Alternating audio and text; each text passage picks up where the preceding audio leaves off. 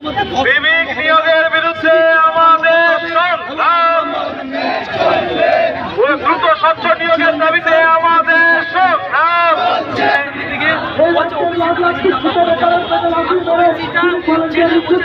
ভিডিওটি তোমরা দেখলে এবার ধ্যান দিয়ে শোনো, ভিডিওটি কিন্তু মিস করবে না এবং স্কিপ করবে না। নমস্কার, আমি সৌরভ, তোমরা দেখছো সৌরভ ব্যাপারী ইউটিউব চ্যানেল। তোমাদের অনেকেরই কোয়েশ্চেন আন্দোলন করে কি হয়, তোমাদের অনেকেরই কোয়েশ্চেন আন্দোলনের ফলাফল কি হলো, তোমাদের অনেকেরই বিভিন্ন রকমের কোয়েশ্চেন আছে এবং আন্দোলনের ফলে ভালো কি হয়েছে, খারাপ কি হয়েছে, আন্দোলনে কি খারাপ হয়েছে, কি ভালো হয়েছে, সবকিছু বিস্তারিত তোমাদের বলবো। তাই ভিডিওটি মিস করবে না এবং স্কিপ করবে না। তাহলে চলো দেরি না করে শুরু করা যাক। আন্দোলনে খারাপ এবং ভালো কি দেখতে পেয়েছি তোমাদেরকে বলছি। আন্দোলন খুব সুন্দর হয়েছে, সবাই কি বলবো, কলকাতার বুকে গিয়ে কলকাতার রাজপথ কাঁপিয়ে দিয়েছে, কলকাতার রোড আমরা ব্লক করে দিয়েছিলাম এবং পুলিশ কিন্তু আগের থেকে ধর্মতলার রাস্তায় কিন্তু দাঁড়িয়ে তারা কিন্তু একটা ঘেরা করে রেখেছিল, আমাদেরকে সেই ঘেরা পার করতে দেয়নি। পুলিশ কিন্তু এতটা ভয় পেয়ে গিয়েছিল এবং আমাদেরকে তারা সাইড করে দিয়েছে, বলছে তোমরা ওখানে যা ইচ্ছে করো। আমি সেখানে লাইভ তোমাদের ভিডিও করেছি, লাইভ ভিডিওতে গিয়ে দেখতে পারবে তোমরা। পুলিশরা একদম ঘেরা করে দাঁড়িয়েছিল, হাতে হাত দিয়ে ঘেরা করে দাঁড়িয়েছিল, আমাদের সেই ঘেরা পার করতে দেওয়া হয়নি এবং ছেলেমেয়েরা দুর্দান্ত কাজ করেছে, রাস্তায় যেখানে পেয়েছে শুয়ে পড়েছে। আমাদের চাকরি চাই, আমাদের পরীক্ষার ডেট চাই, ওবিসি ইস্যু মেটাতে হবে, সিভিক রিজার্ভেশন দেওয়া যাবে না, বিভিন্ন কিন্তু প্রস্তাব সেখানে তোলা হয়েছে।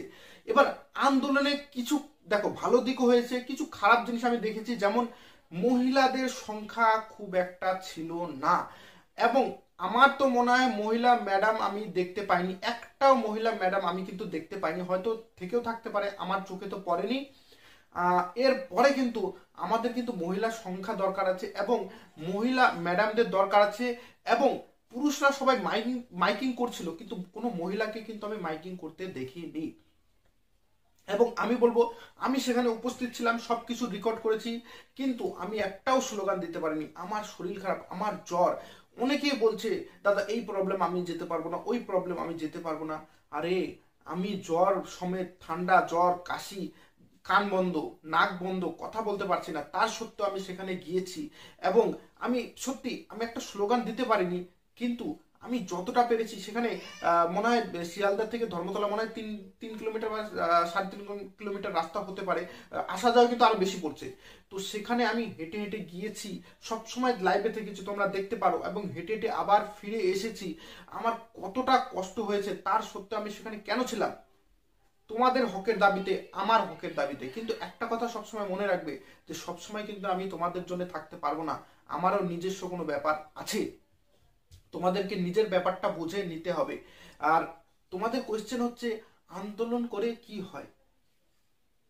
এবার দেখো এই ব্যাপারে আমি খুলে বলতে পারবো না, কিন্তু এইটুকুই বলবো পিআরবির থেকে সামনে একটা ভালো আপডেট আসতে চলেছে। ওকে, কি আপডেট না আপডেট এই বিষয়ে আমি বলতে পারবো না, তোমরা সেটা যখন আসবে দেখে নেবে, কারণ এইটুকুই আমি বলতে পারবো, বেশি কিছু বলার আমার অধিকার নেই। ওকে, তাই তোমাদেরকে বলবো যে তোমরা যারা এসেছিলে অসংখ্য ধন্যবাদ এবং যারা আসনি তোমরা ভিডিওটাকে শেয়ার করো এবং আমাদের আন্দোলনের প্রত্যেকটা ভিডিওটাকে শেয়ার করো এবং চ্যানেলটিকে সাবস্ক্রাইব করো, আমাদের টেলিগ্রাম চ্যানেলের সাথে জয়েন হও এবং আশা করছি পরবর্তীতে কোনো সময় কোনো আন্দোলন হলে তোমাদেরকেও দেখতে পাবো। ধন্যবাদ সবাইকে।